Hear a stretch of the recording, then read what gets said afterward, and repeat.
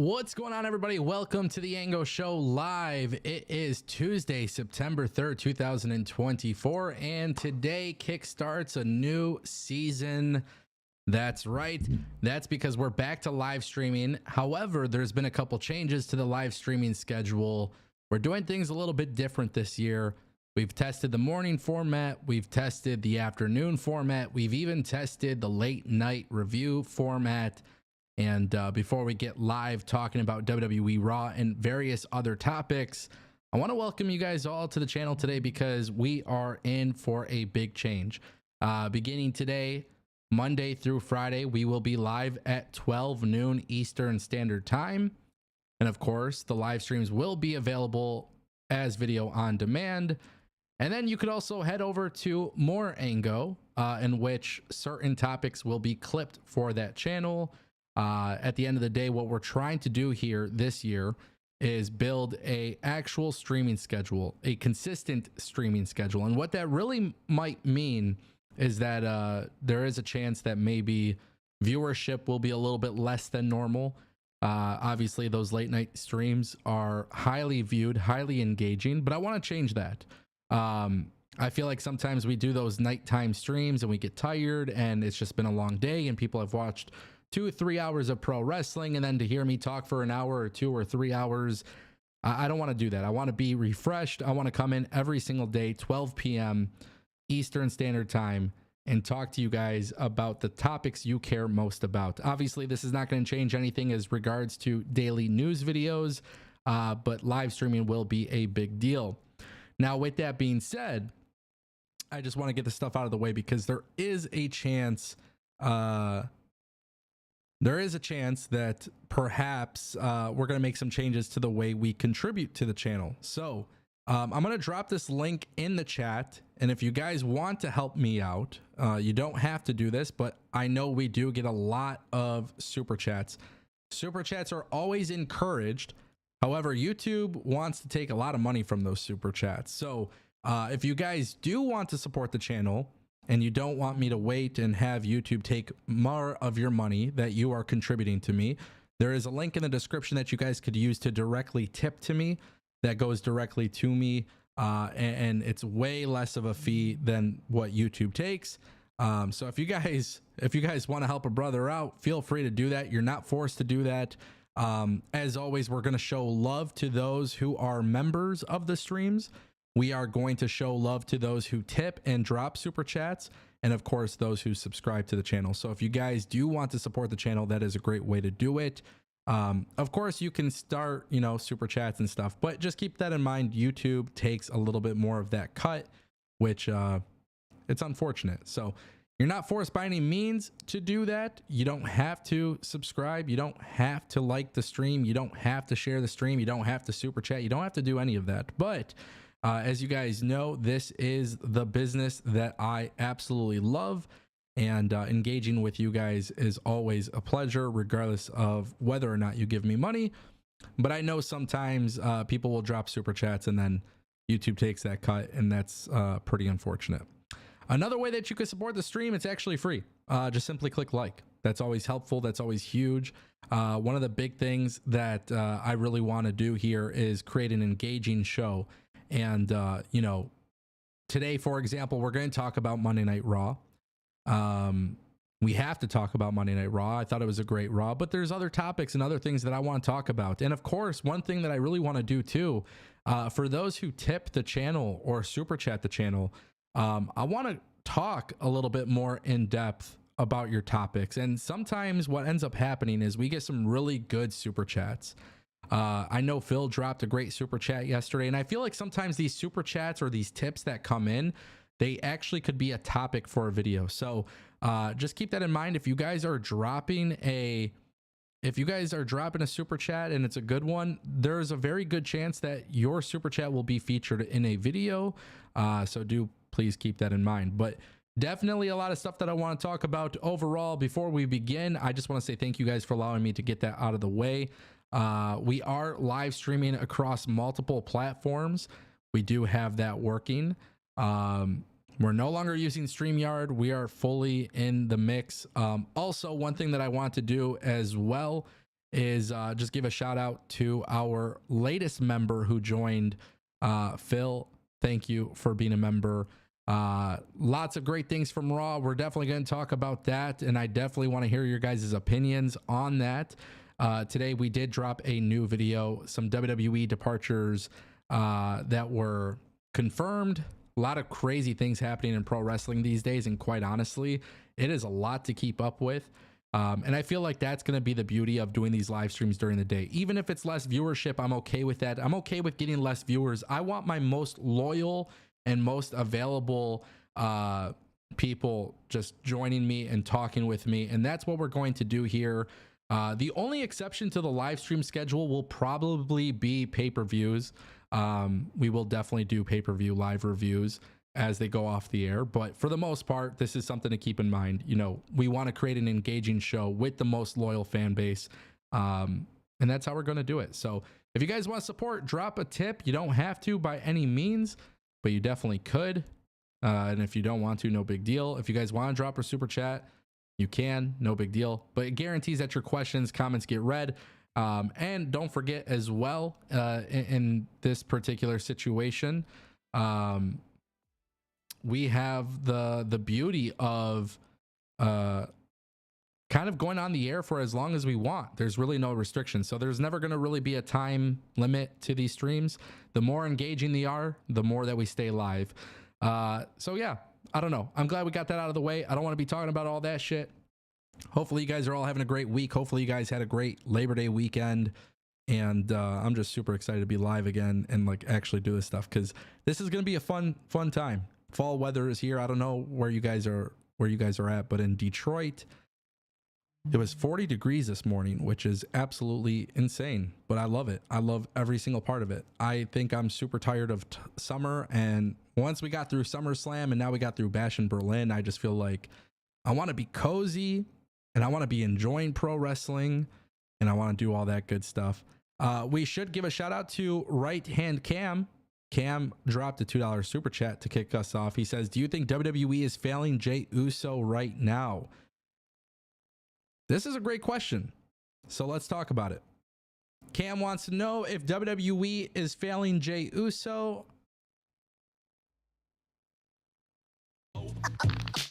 I totally botched that.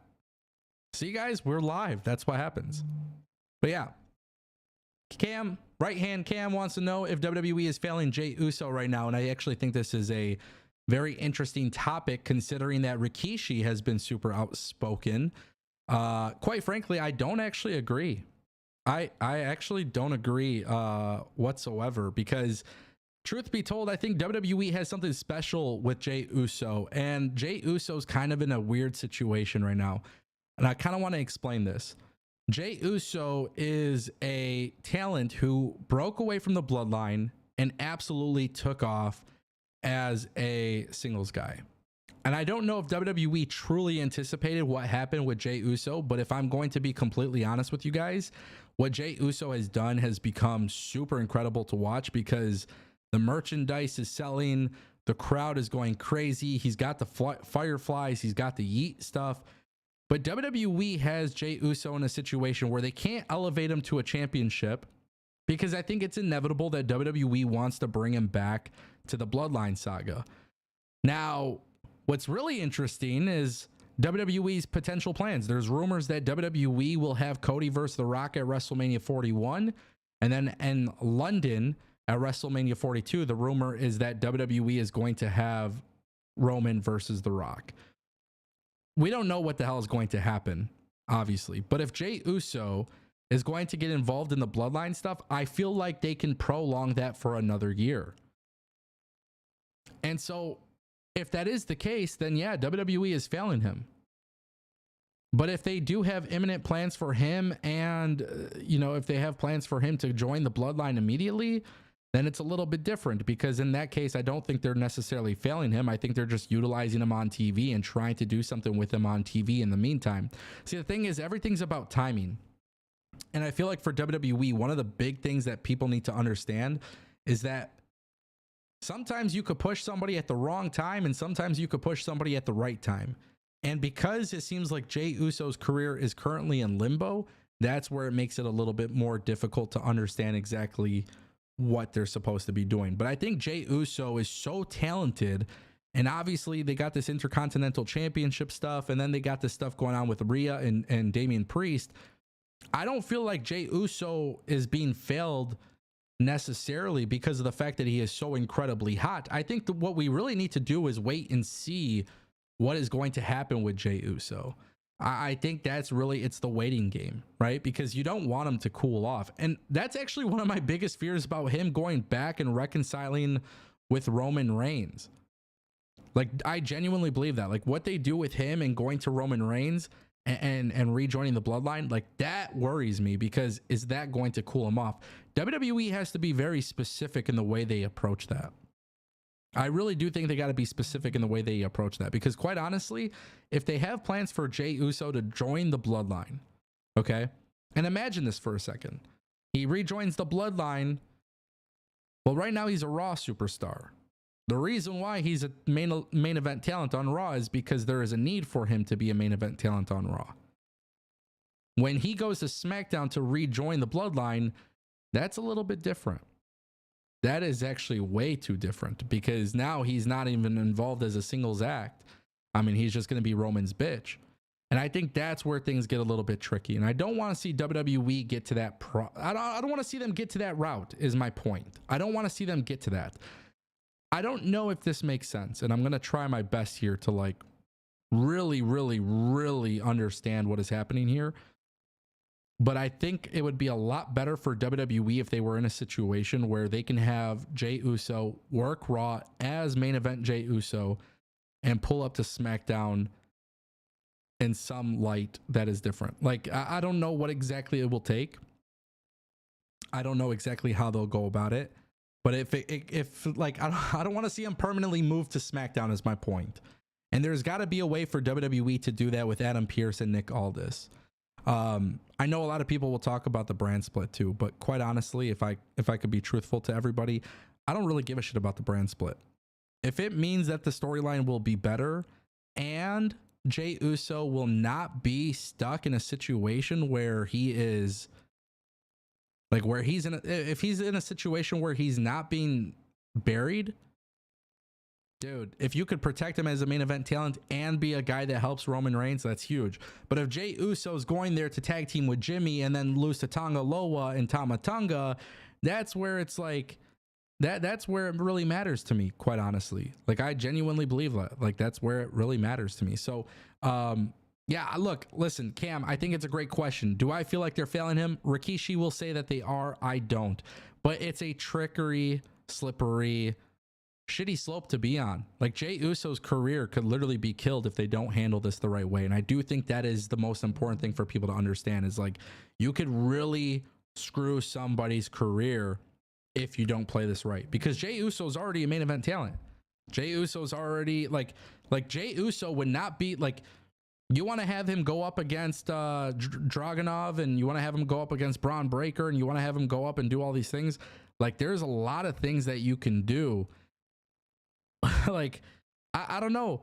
Like, why risk it just for a Roman Reigns storyline? To me, there's got to be a better way to handle it. Now, I do want to point this out too, and this is probably my final point in regards to the question. The flip side is, can you have Jay Uso move to SmackDown and then maybe have him win the United States Championship? And while being United States Champion, he could still be involved in the Bloodline stuff. That is technically a route that they can go. So do keep that in mind. Like, they could have him go to the SmackDown and become US champion. The problem is, we just wasted like a year and a half of LA Knight going through a whole bunch of bullshit just for him to now get to the point where he can actually hold the US championship. So this is a timing thing, man. Timing tells all. I don't think Jay Uso has been failed. I know Rikishi will say it 100 times. I don't think that's the case. But if they don't play the next few months correctly, yeah, there is a lot of trouble in that. And if I were the WWE, I would just be very careful. I think if you have Jay Uso rejoining the bloodline maybe in late 2025, getting ready for WrestleMania season 2026, that's a little bit different. But if there's anything imminent, I think that could be very problematic. And if I were the WWE, I would say for now to stay away from that. Keep Jay Uso on Raw, keep pushing him. You know, he's associated with the top acts on the show. That's exactly where he should be. Don't be hesitant to putting a belt on him if you want to, but don't let him get to Braun Breaker and then get destroyed. And then, you know, all you're doing is just keeping him there for the sake of keeping him there. I think that's the big thing. So definitely interesting. Great question, Cam. Thank you. Appreciate it. Yeah. We did get a couple more super chats, so let's read them. Real Take Wrestling dropping $1.99. He says, so glad the bracelet is gone. We're definitely going to talk about the bracelet for sure, because CM Punk and his bracelet, it's been severely broken and damaged at the hands of Drew McIntyre. So we should absolutely talk about that. One thing I will say, though, I don't know why people are so upset about the bracelet. I think a lot of people could resonate with the storyline when it's sentimental. I think when there's a lot of relatability there, right? Like if you're watching WWE and you see a bracelet that was made, which by the way, I think it came from a fan, but when you have a scenario where a bracelet means something to you, it's going to do something, right? Anybody who holds up an item that holds value, like that is something that you just got to keep in mind that's real. I guess it depends on the people you talk to as well. But I know anytime that I get a gift that has sentimental value, it's not about the physical monetary value, but it's the sentiment behind it. So I think the bracelet thing is like, I like that it's gone because it prolongs the CM Punk Drew McIntyre story. Drew McIntyre last night looked incredible, and holy shit, dude, like Punk wants gold. Drew McIntyre isn't having it. Then he breaks the bracelet. There's substance. There's layers. Thank you, Omer, for the super chat. Appreciate you, my boy. Aaron Hanrahan joined the job squad. So shout out to Aaron. Aaron says, hi, Ango. I've been a fan for years. I'd say back when you were DPW, and now I'm a member. Much love from Ireland.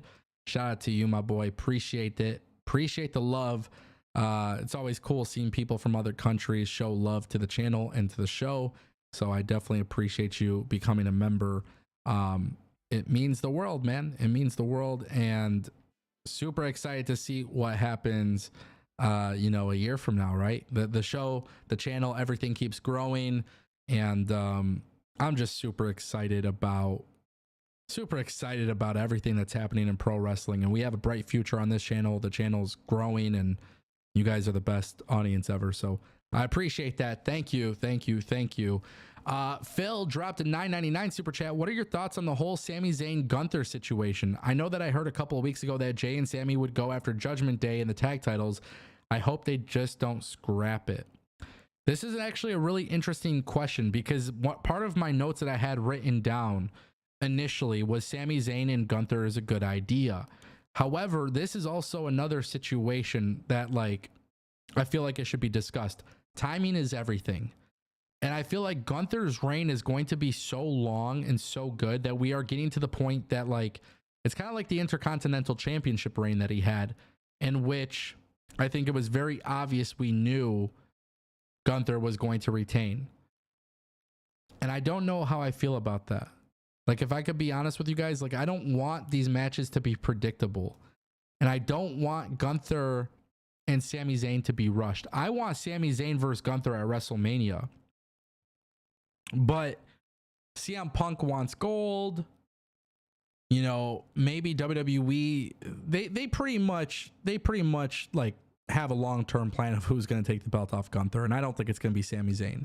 But one thing I did love, though, I will say this. I love the promo. And I love Sami Zayn being the one to talk about being one of the guys to actually beat Gunther in a WWE ring. That is huge. I don't know if a lot of people are understanding how huge that actually is, but that is huge. It's a big deal, and it should be brought up. And I love the fact that Sami Zayn made the connection. Sami Zayn was the one who beat Gunther for the Intercontinental Championship, and that was unpredictable. But But now that he's going to go for the World Heavyweight Championship, that don't feel too unpredictable for me. So I love the connection. I love the story, but it might be a little bit too predictable of a storyline, honestly. I don't know. I guess we'll see how it goes. But, you know, do I like the idea of Jay and Sammy going after the Judgment Day and the tag titles? Yeah. I like that idea. I would love for WWE not to scrap that idea. It's a good idea because Jay and Sammy, I mean, look how amazing they were when it came to the Bloodline storyline. So whenever we get situations like that and we see that firsthand, I feel like, how can you not keep them on TV? They have such great chemistry. But I will say this, Phil. I will say this. If Sami Zayn goes to Gunther, and I don't know, let's just say they have a match at Bad Blood and Sami Zayn loses, there is a way to prolong that story or revisit that story as well. But then it makes me think of Chad Gable. Chad Gable lost to Gunther so many times, never actually got back to beating him. I don't know. It's very, very tricky. But I like the idea of the Jay and Sammy going after tag titles, and I can see that very much happening. Who knows? Who knows? Thank you for the super chat, bro. Appreciate it so much. Omer dropped another one. Real Take Wrestling, $4.99. Also, so glad to see you streaming, bro. Always love to hear your thoughts. Y'all better hit that like button. I agree. You guys better hit that like button. Yeah, no, honestly, like it's as I said in the beginning of the stream, I want to be streaming Monday through Friday, 12 noon Eastern Standard Time. I want to be very, very close to the loyal community that I have. And you know, YouTube is a very interesting space right now, bro. Like I love talking about wrestling. I love doing this stuff. I love interacting with people. I don't like going to bed at 2 o'clock in the morning, and that's why I made the decision to stop with the review shows unless it's a pay-per-view. But I really want live streaming to be a big part because look at this chat. I see emotes everywhere. I see people talking. Like, this is fun, bro. This is fun. We could talk. There's no stress, no pressure. And there's so much stuff to talk about. And I feel like sometimes when you do those late night live streams, they just get really crazy and everybody's tired and then they're not as engaging. And I definitely want to engage with people, and that's the goal here with these streams. So yeah, bro, glad to see you're killing it too, Omer. Appreciate you again for the super chat. Thank you. Jose Martinez dropped $1.99. Thoughts on JBL in the indie scene? Love you, Ango. Yeah, I made a little bit of a video yesterday, actually. I talked about it. It's a great question. I love it. I love JBL doing things in the indies. I think JBL being in the indies is great. It's interesting because WWE isn't allowing him to actually, like, WWE isn't allowing him to use the JBL name, which is kind of odd. WWE has been super easygoing with like talent working from other companies and stuff, and that's why I find it weird that he can't use the JBL name. But he's on a Legends deal. WWE's allowing him to do it. I think it's cool. I don't know what the hell is going to come from him talking with Dolph Ziggler. I thought that was interesting because, like, he literally just shows up on TNA and whispers in Dolph Ziggler's ear and then walks away. I don't know what the hell that was all about. I swear to God, I have no idea what that was all about. I don't know what they're planning there. But Jose, I think it's good. I think it's cool anytime you can get people to be shocked and surprised. It's always a good thing. It's always a good thing. So that's how I'm looking at it. Honestly, I really do look at it that way, but it's up to WWE, really. I mean, at the end of the day, they're the ones who are making it. They're the ones making it difficult or not difficult. I don't know. They're the ones who get the choice. And what is going on with the stream? Are we having issues with the stream? I don't think we're having. Guys, can you confirm that we're still live? I'm literally checking my phone. We switched from StreamYard back to OBS, so a lot of changes. I'm trying multi-streaming. There might be some kinks. There might be some stuff that doesn't work. I don't know.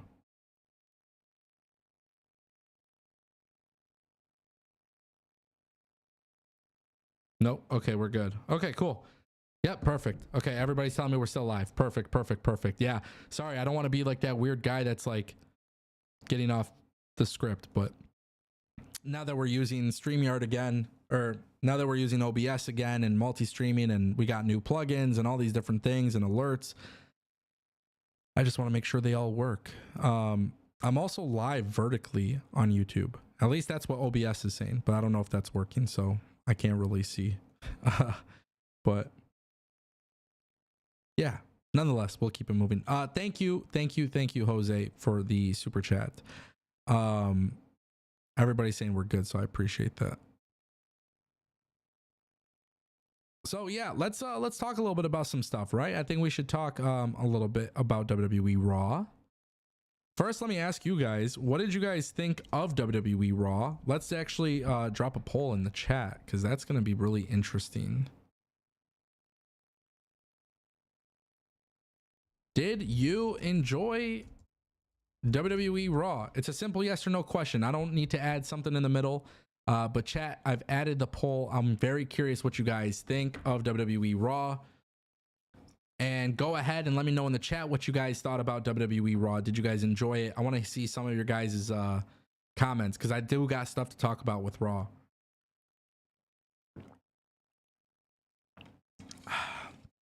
The Coldest Water, one of the best companies I have ever worked with in my life. Shout out to them. A lot of people are voting in the poll. So far, overwhelmingly, yes, people have enjoyed WWE Raw, which is good. Let's give it a minute. Let's do that.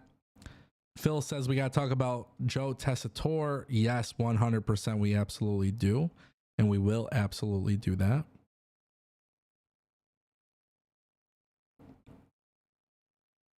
%1,000%, because I'm a huge fan of this guy. Super big fan of him, and we will get to that for sure. Yeah, so I mean, just in a matter of minutes, 88% of the votes, everybody seems to pretty much have enjoyed WWE Raw. So I'll keep that poll up here for now as we get more viewers. Looking at the chat, right hand Cam says Raw was solid. It was an 8.5.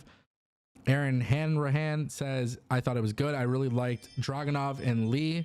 It was awesome. Let me put my phone on Do Not Disturb, because, you know, if we're not going to have computer issues, then we're going to have people blowing up my shit.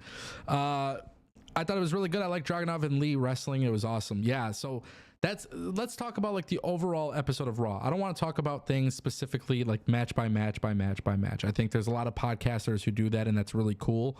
But me personally, I'm tired of going individually, segment by segment. I like to talk about the stuff that I genuinely cared about, because that's what I'm most passionate about. And with WWE Raw, there was a couple things I liked and there was a couple things I disliked. But my main takeaway is that I love when WWE allows people to wrestle. And I know that sounds crazy because we literally are watching a wrestling show. But Dominic Mysterio running away from the match in the triple threat match because of Damian Priest, that was sick. I love Dragunov. I love Dragon Lee. That should be a singles match on a pay-per-view at some point for the Intercontinental Championship. Maybe I'm crazy. I don't know. But I'm starting to really get the impression that maybe WWE should add another mid-card championship for the mid-card, for the men. Like, yeah, they should add one for the women as well, but, you know, we're talking about Dragunov and Dragon Lee. Basically, when Dom Mysterio runs away from the match, and then you got Dragunov and Dragon Lee going out there, and they're going back and forth. They're doing all this cool shit. They're having great wrestling moves. They're having great sequences. Even at a time where it looks a little sloppy or it might look a little bit weird, they're going off. They're having a good time. Fans love it. And I look at these guys and I'm thinking, okay, well, Dragunov and Dragon Lee should be pushed. These guys should be competing for something. But Braun Breaker is holding the Intercontinental Championship belt. And, you know, WWE's in a situation where they're trying to make Braun Breaker be a big deal. It's a little bit more difficult for WWE to push so many other people and give them a championship when there's only 2 championships they can win. Because these guys ain't taking the belt. These guys ain't taking the belt off of you know, Gunther, and they're not going to take it off Braun Breaker. Both of those guys are being designed to have these massive pushes. So I look at Dragunov and Dragon Lee as two individuals that are really, really talented. And I love that they got that time to go out there and do their thing. But it exposed to me that WWE should probably have another championship. Now, recently, Karrion Kross put out on Twitter something about an Extreme Wrestling Championship belt or Extreme Rules Championship belt or something. And I feel like that could be cool, I guess, maybe. But I don't want to see a gimmick title belt, you know? And I feel like WWE, they did the 24/7 championship. So what? Are they going to do a hardcore championship belt or an extreme championship belt? I don't know. I take a look at the chat. I see people saying, well, what about the European championship or a Netflix championship? And that's a possibility. But like, I don't want to see something overly gimmicked. And honestly, this is where I kind of get annoyed with WWE. They had the Cruiserweight Championship. And it was sick. And then eventually the Cruiserweight Championship became a joke. And by the way, there's just a plethora of guys in the mid-card that are great. And you got to remember too, like Ivar and Eric, they're not even wrestling right now. Right? Because of injuries. Jay Uso isn't holding a belt. You got Bronson Reed now holding a belt, Braun Strowman now holding a belt, Ilya Dragunov, Dragon Lee, Rey Mysterio, The Miz, R-Truth. When R-Truth is serious, by the way, he could do some really great stuff. Obviously, he's been a comedy gimmick, but my point that I'm trying to make, guys, is that WWE is in a situation where there is a need for more titles. There is. Is it a TV championship? I don't know. Is it a Netflix championship? I don't know. Is it an extreme championship? I don't know. Is it a light heavyweight championship? I don't know. European championship? I don't know. I wish I can tell you guys that I knew what the solution is. With like very specifics, I don't know what the specifics are. I can tell you guys for certain, I don't know what the specifics are, but I will say this. I do genuinely believe to a certain extent that WWE should very well have a championship belt, and I don't want to see something gimmicked. Add it for Raw, add it for SmackDown. Add a mid-card belt for the women for both shows, and add another mid-card belt for the men on both shows. Because there are far more men that wrestle than women. And if WWE beefs up the women's roster even more, then give them 2 mid-card championship belts. I don't care. I don't want to see 24/7 championship. I don't want to see hardcore championship. I mean, technically you could get away with doing a hardcore championship, especially with WWE Raw moving to Netflix. But I think they should do something for sure.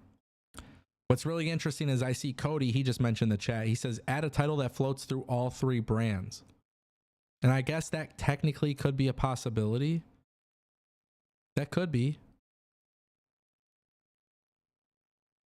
But it's a lot tougher when you have a brand split. This is one of, I'm always supportive of the brand split. I agree that the brand split should be there, but this is one of the downsides to the brand split. Because you can't necessarily have a title float through all 3 brands. How WWE does that with the women's tag titles actually don't make a lot of sense. And I actually am getting to the point where I do think the women's tag titles should just be thrown out completely. I'd rather see them do more women's titles than women's tag titles. So if I were WWE, yeah, I think they should add a mid-card belt. I think it's very obvious when you see what happened. When you see what happened with Dragunov and Dragon Lee. By the way, on SmackDown, you have Santos Escobar and you have Baron Corbin. I mean, there's just a lot of talent who don't have something to fight for because somebody else is getting that push. And I know the big thing that people are going to give me pushback on is the fact that, like, a lot of people are going to say, well, that's kind of how it works. But I don't think WWE has ever had a roster this loaded. And that's the big thing that's not being discussed. They have a roster that is absolutely loaded. It's loaded. Stacked mid-card, stacked main event scene. And this is one of the issues that you're going to have. This is a good problem to have. Not everybody could be a champion, but you have so many top guys that are, you know, so many top guys and so many potential top guys. They're going to need something to do. I mean, look at Uncle Howdy. Uncle Howdy can't even be going for the world championship, which, by the way, I think the world championship would screw him over, but you could have Uncle Howdy go for a mid-card belt and use that belt to elevate that person until they're ready to get to the world title. And I just use Uncle Howdy as an example, but Braun Breaker and so many others. There's just a lot of talent. Bronson Reed. There's just a lot of people that I feel like should be a champion. And the way to solve that is by introducing another mid-card belt. I think the best way to do it is, I mean, okay, I'm live right now and I'm going to be honest with you guys. Maybe this isn't the popular opinion, but I would go as far as saying just fucking do weight classes in WWE. That's probably a shitty idea, but just do weight classes. But you can't do that because WWE is scripted entertainment. It's not a sport. I get it. But it is something that I definitely want to throw out there for sure. And I do think it's important that WWE at some point does separate the divisions to a certain extent. So maybe instead of doing weight classes, you introduce a light heavyweight championship. Anybody who's under 225 or whatever it is, 210, 205, whatever. Anybody who weighs less than that can go for that belt. Junior heavyweight championship, I don't know. But that's what I would like to see. I think that solves a big problem for sure. We did get another super chat from Right Hand Cam. Cameron dropped a $2 super chat. He says Raw was a solid 8.5. A lot of things in the chat that we're going to get to, and I want to definitely read them. What I want to say is this. With Raw, I thought Raw was very solid. Raw is very storyline driven. Raw continues to push forward. There was some things I really disliked about Raw. There was some things I really liked about Raw. But I think we should talk a little bit about Joe Tatur. And I want to start off with that because that was the big thing that we saw differently this week. Joe Tatur comes from ESPN. He comes from Top Rank boxing and college football, and he has real sports experience. And WWE brings him in, and holy shit, that guy is incredible. He is. I've said it.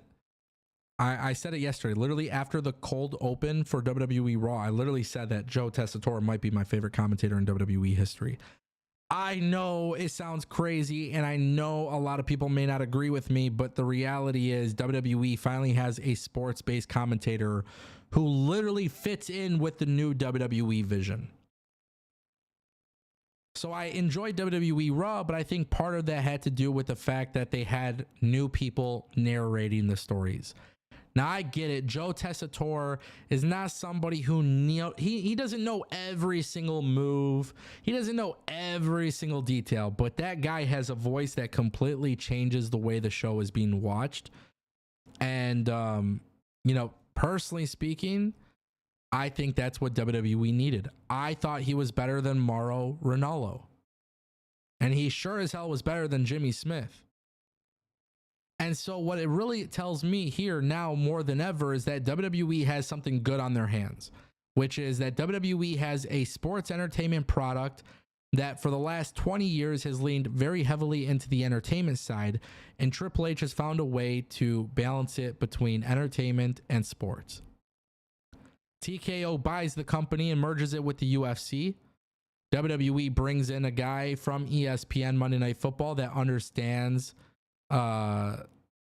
sports-based presentation, and WWE is constantly making the change. It's huge. And now they have a commentator who adds to that value of being more sport-based. And when I say sport-based, I'm not talking about the fundamental booking of the show. I'm talking about the presentation of the show. WWE has something that no other wrestling company can do. and that is seem cool. I said it. Other wrestling companies, they try to attract the hardcore audience, the niche audience of pro wrestling, the heart and soul of pro wrestling.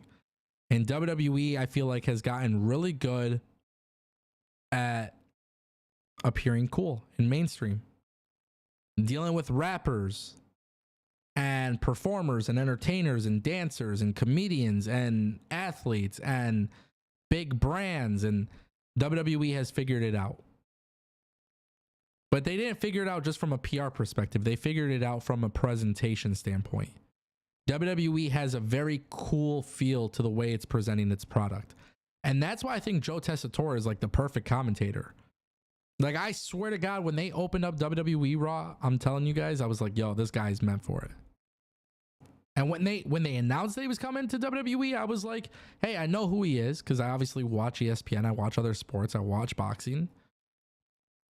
But I also watch Jimmy Smith and Mauro Ranallo do other sports and MMA, and I was just thinking in my head, like, those guys would transition very well. They weren't bad. I want to give a shout out to Phil, because Phil actually mentioned it. He says Joe Tessitore allows big moments to breathe, and that's what I liked about him. I love that. 100%.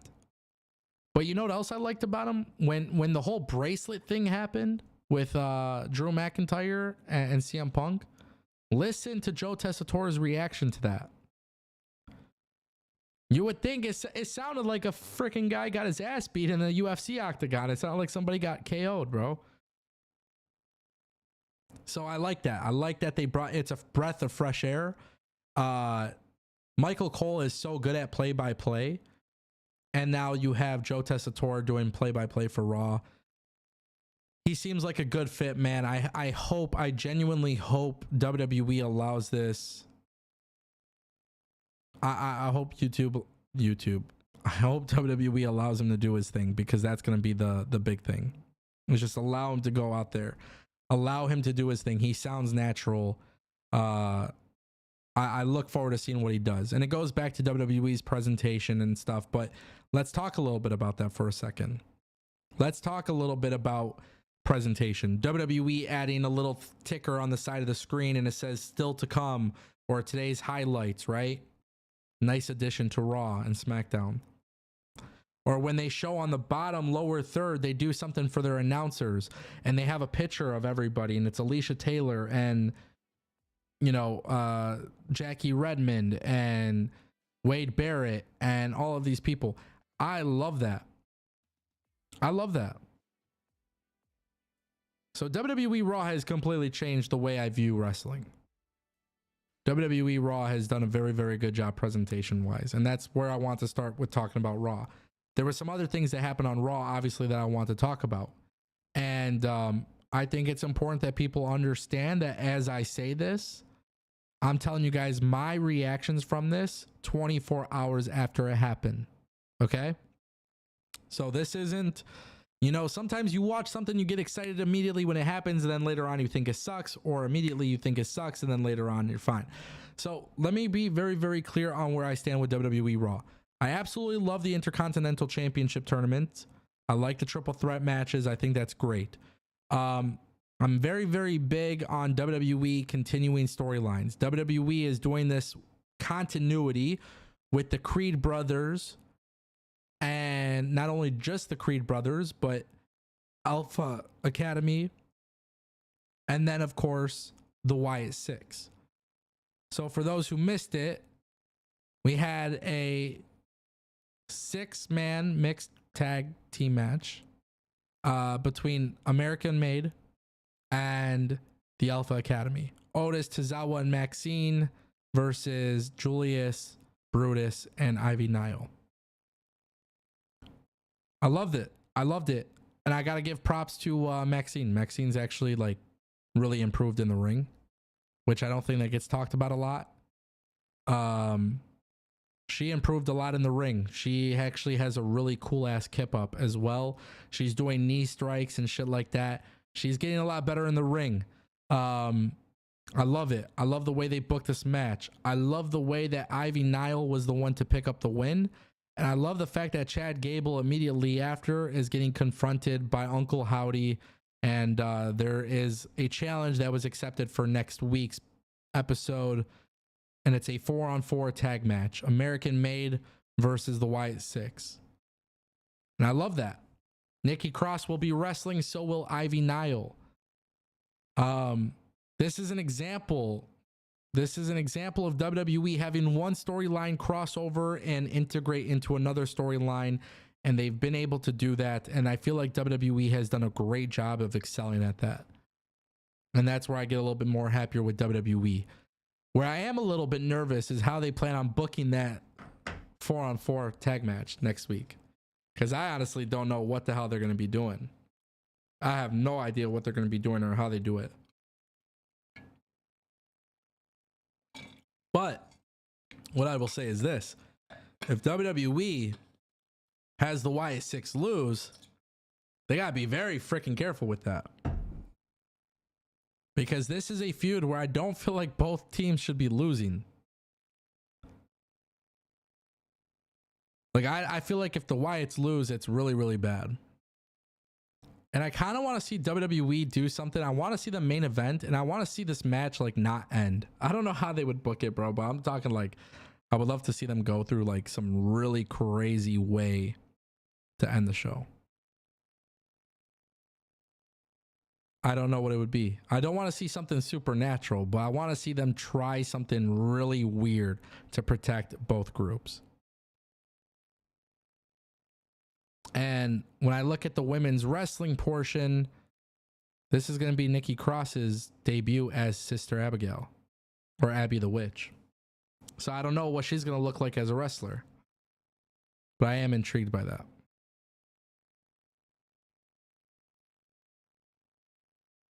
So for me personally, I'm looking at this as like I love the storyline. I love how they're committed to the storyline. I love how it's making a lot of sense in the storyline.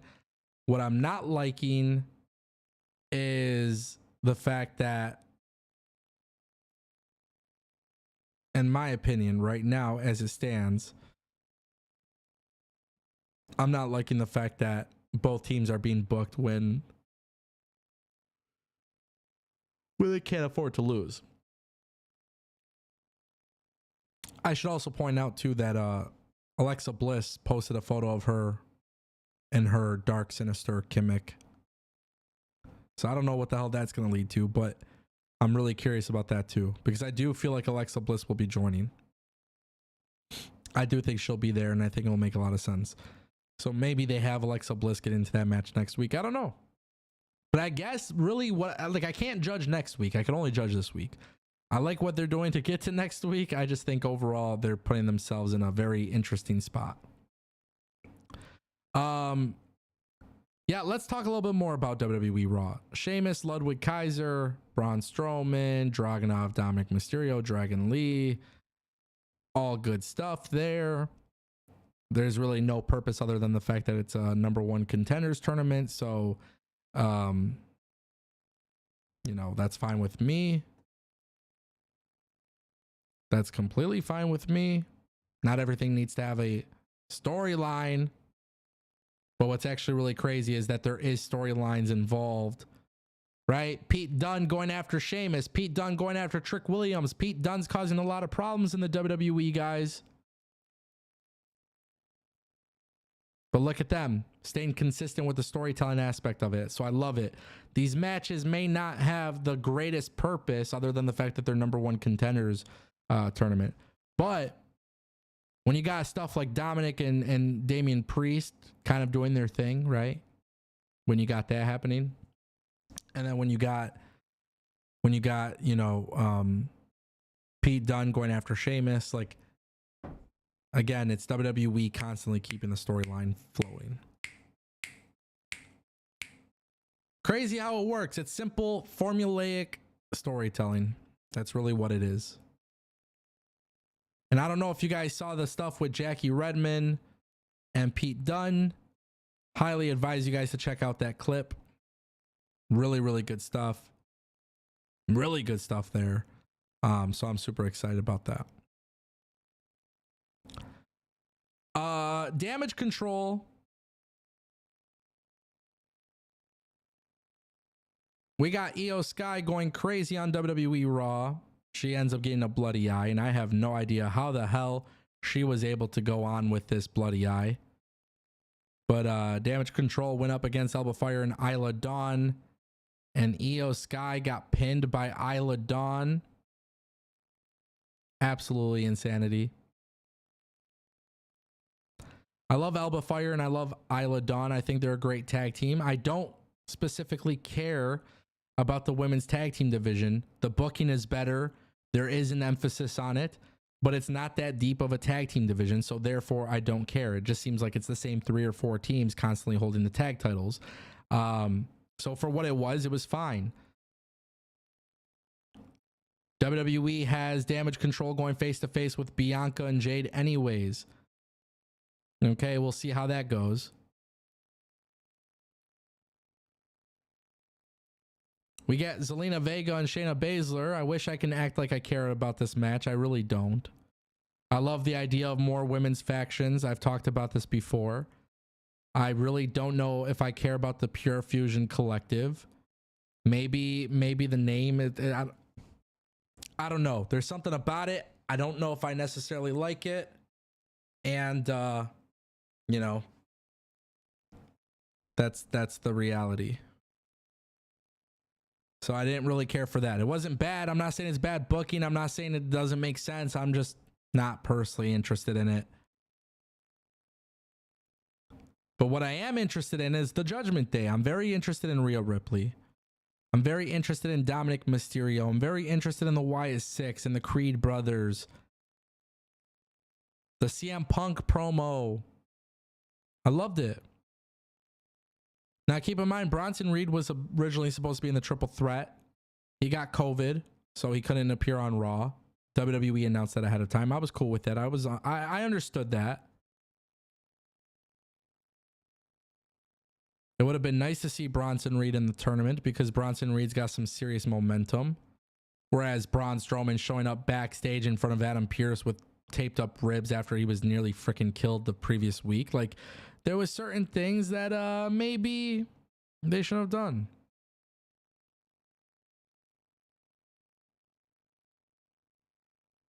I see the chat asking me about the Pure Fusion Collective name. I don't know. But I feel like WWE has always kind of been weird. Pro wrestling in general has always been kind of weird when it comes to stuff like that. I want to be fair because I feel like there was a super chat that I missed, so I don't want to screw over Cam.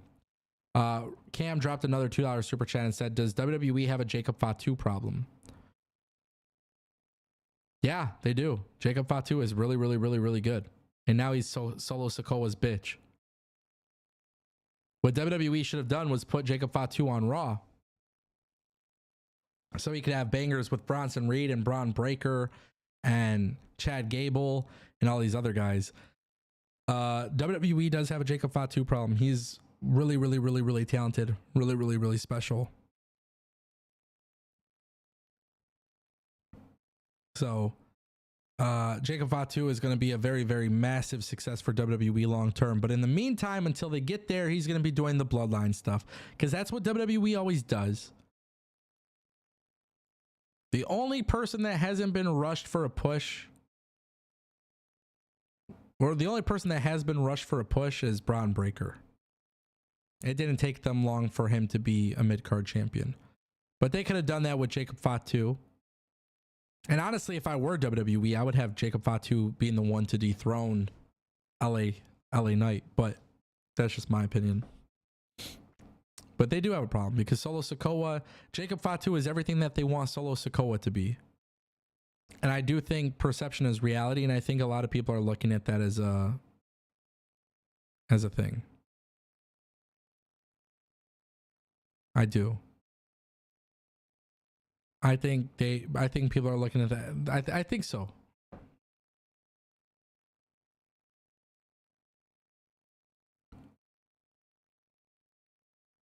I see some people are saying Jacob should have been in Roman's team.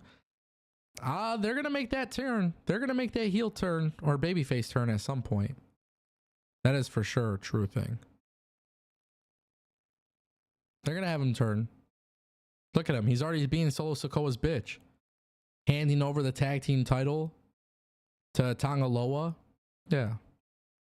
We have basically gotten to a point where WWE is repeating the storyline. And that's how it's going to be. But we still didn't get Tala Tonga. Or whatever his name is going to be. Hikuleo. But he's been signed for a minute, right? WWE has something very, very, very planned for this Bloodline storyline. So I don't know. But yeah, overall, I liked Raw. I thought Raw was good. Way more positives than negatives. Loved all that. Thank you, Cam, again for the super chat, by the way. I thought Raw was great. I can't wait till they mix up rosters again, because there's a lot of cool stuff happening on both shows, and when you mix up the rosters, it could lead to some good stuff. You know what I want to talk about, though? There was a topic that I want to talk about. I want to talk about Swerve Strickland's contract. That's right. We're going to change the topic for a second. I want to talk about Swerve Strickland's contract because it became a major talking point last week, and I didn't get a chance to discuss this. Okay? So let's talk about it. Swerve Strickland gets paid a massive contract, and the word that comes from Dave Meltzer is that WWE and the higher-ups at WWE are essentially not really looking at Swerve's contract as if it's worth the perceived value of the industry. Dave claims that the wrestling people, the higher-ups at WWE, they think that it is bad for business. And then, of course, you get on social media and you have your typical grifters who are talking about this. And I think the reality has set in that anytime something good comes out for AEW, there's always somebody there to be negative about it, which is unfair to AEW. But I do want to talk about Swerve Strickland's contract because I think him getting paid a shit ton of money is, first of all, nobody's business, right? It doesn't impact you. You don't get paid. You don't get paid. Swerve gets paid. If Swerve is getting paid $20 trillion and WWE says it's bad for business and it's bad for the wrestling industry, first of all, who cares what WWE says? I don't believe that story, by the way. You know what I mean? I personally don't look at this as a situation where I genuinely care about WWE's perceived thoughts, if it's good or bad for the industry. Because guess what? When a wrestler gets paid a lot of money and it's not coming from the WWE checkbook and it's not coming from their payroll department, that is a massive win for pro wrestling. Swerve Strickland getting a lot of money does not impact my life whatsoever. If Tony Khan gives him $10 or $1 billion, it doesn't impact my life. At the end of the day, Swerve Strickland is going to go to the negotiating table and he's going to have his agent and lawyers. He's going to look at his paperwork and he's going to say, okay, cool, I get paid. So if WWE's got a problem with Swerve Strickland's contract, I personally don't give a shit. But also at the same time, too, I think this proves that Dave Meltzer just constantly has a lot of phony ass opinions and reports because, quite frankly, I don't believe it. I also don't think Swerve's contract being so expensive is a bad thing because, I mean, ultimately at the end of the day, if you're a WWE superstar and WWE doesn't want to pay you the money, the good news is you could go to AEW. Like, it's better for the industry that way. So I don't know. I want to talk about that. I feel like it's interesting. Nathan Dyson says probably because WWE want to sign him back. I mean, that is a possibility. That's a possibility. I could see WWE wanting him. I could see WWE looking at him and Prince Nana and be like, hey, we could do something with this. I also don't think WWE gets a lot of praise, but Triple H was the one who brought in Swerve Strickland. Triple H wasn't the one who got rid of Swerve Strickland. That didn't come from Triple H. That came from Vince McMahon's regime. It's a different regime these days. People are looking at WWE as the same company as they were before, and that's not true. But I think Swerve did a really good job holding AEW, putting them on their back, really. I mean, that's what he did. He put AEW on his back.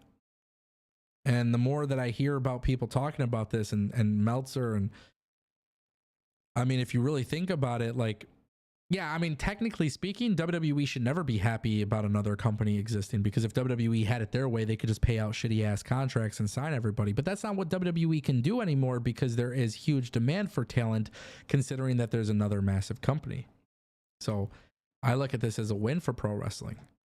Now, as much as I don't give a shit what Swerve gets paid and it doesn't impact me in the slightest, we would be absolutely ridiculously freaking dumb to not acknowledge that, at the very least, that Tony Khan has to be very careful how he spends his money.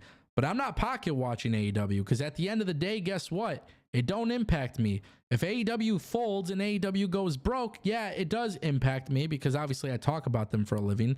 But at the end of the day, it impacts far more than me, because I can live without talking about AEW. Some of those wrestlers, if they were to lose AEW, they wouldn't be able to live without it, because they are getting paid to be with AEW. And so therefore, I'm not going to pocket watch AEW, because at the end of the day, I don't care about how AEW spends their money. But yes, you do got to be careful. And I think every business owner knows this. And I'm going to give Tony Khan a lot more credit than wrestling fans are willing to actually do, because the first thing that people were saying when this whole story even came out was that AEW is going to go broke. And quite frankly, that's my new favorite thing, by the way. I love saying quite frankly. But quite frankly, if Tony Khan goes broke, there's going to be a lot of people who won't be able to get a job, because WWE will not bring in everybody. Just like AEW did not bring in everybody that was released from the WWE. But as far as Tony Khan spending millions and millions and millions of dollars, that's up to Tony Khan. That's up to him. But Swerve Strickland getting paid a lot of money is awesome for Swerve Strickland, and it's awesome for pro wrestling, because it shows you what you can do in an industry that is no longer 1000% dominated by WWE. Is WWE the top company? Yes. Is WWE killing it? Yes. Is it good for WWE to be in this position? Absolutely. But it's also good that AEW exists, because now you have two big companies that can do it. So I'm cool with it. And like I said, I'm not pocket watching. I don't care. It doesn't impact me in the slightest. Somebody gets the bag. I feel like he earned it anyways. That's good. Do I think Dave Meltzer is full of shit? Absolutely. Absolutely. I think Dave Meltzer doesn't know anything that he's ever talking about. That's the sad reality, unfortunately. But yeah. I do think I do think it's an interesting conversation for sure. You know what else I want to talk about? Danhausen. It's random. This is random as hell. But that's what's going to happen on these live streams, guys. We're just going to talk about random shit. So, quickly, if you guys have super chats, this will probably be the last topic I talk about. If you guys have super chats or tips or anything, new memberships, shout outs, drop them now, because we will conclude momentarily. But let's just talk about Danhausen, because where the is Danhausen? Where is he at? I was talking about this with Tony Pizza Guy earlier. Oh, we could talk about Big O. I mean, I've already talked about him a lot, but let's talk about Danhausen for a second. What the hell happened? Guy's a marketing machine. Guy's working indies. AEW isn't utilizing him. He's not injured. What is the issue with AEW not utilizing talent? There is a serious issue with AEW not properly utilizing talent. Where is Danhausen? Where is Wardlow? I mean, there's so many guys. Rusev. I know Rusev was injured. Miro was injured. I know there was the talks of divorce. There's talks of Maria Kanellis' contract coming up in November. Where's Ricky Starks, dude? There's just a lot of talent not being utilized by AEW. And honestly, it does get quite frustrating. But nothing gets more frustrating to me than seeing that somebody like Danhausen, for example. Like, Danhausen is literally a marketing machine. And he's super over with the AEW audience. And like, he doesn't get utilized at all. But he's doing all this stuff. I mean, there's just talent not being utilized. And I don't know why it grinds my gears so much, but I feel like it's super frustrating sometimes to see that WWE and AEW have these bloated ass rosters and people don't get utilized. And then it's like the wrestling fans are playing the game of having to go on social media and guessing why somebody is not being utilized. Tony Khan gets asked about Daniel Garcia's contract or Ricky Stark's contract, and it's like, hey, we're happy to have them. It's not reflected on the TV product. Like, it's concerning to me that Tony Khan has this problem, because I think, like, for example, the grizzled young veterans come in. They were just on Collision or Rampage or whatever the hell it was. And you know, it's like they come in and they're going straight to that shit. Brand new signings. But you've had people sign for years and years and years, and they're not being utilized. So sometimes I get a little conflicted and sometimes I get a little bit annoyed, because I feel like we have gotten to the point with the company, like, they can do some really cool stuff this year. It's been a great year for AEW creatively, but we have gotten to a point where talent get over and then nothing happens afterwards. And then because nothing happens afterwards, we unfortunately get to the part where people no longer care. It is very clear Tony Khan has his favorites. It is very clear that Tony Khan not only has his favorites, but it's very clear that Tony Khan is in a predicament where he doesn't know how to utilize his talent correctly. There's a reason why you see the Acclaimed, and there's a reason why you don't see other tag teams. But hey, if you want to see Angelico wrestle, you can see him eat up a pin on Ring of Honor or AEW Collision. You make me not care about these people because you have such a great talented roster, but you don't put them in anything meaningful. And that's kind of where we are with AEW in regards to that. It's strange. So on one hand, I get excited about Swerve because Swerve has been handled absolutely correctly. He's been booked well. But I look at other guys who aren't being utilized, and then I start scratching my head a little bit, and I start wondering why they're not being utilized. Sometimes it's all about an opportunity, and it just seems like it's not. Humble85 says Tegan Knox is also not happy with her booking. Yeah, I mean, I get it. It's an issue everywhere. It's an issue everywhere. But if we really want to play the comparison game, Tegan Knox has been on WWE television. Even when she was in NXT, she really wasn't over. Like, if we're looking at Wardlow and we're looking at Tegan Knox, I think it's very clear that Wardlow was like ready to become the next big thing.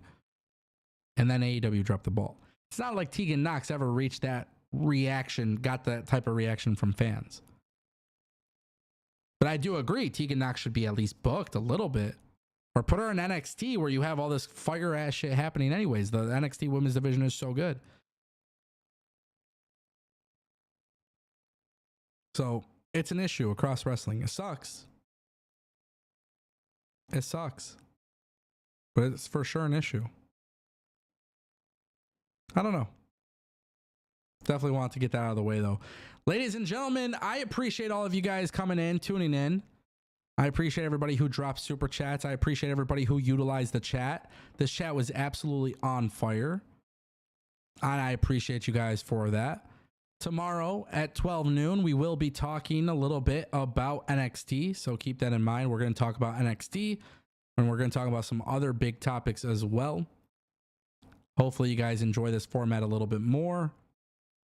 I appreciate all of you guys for pulling up. I appreciate you all for engaging. I appreciate you all for being in the chat and spending your time with me. Ladies and gentlemen, I will see you guys next time. Thank you for watching.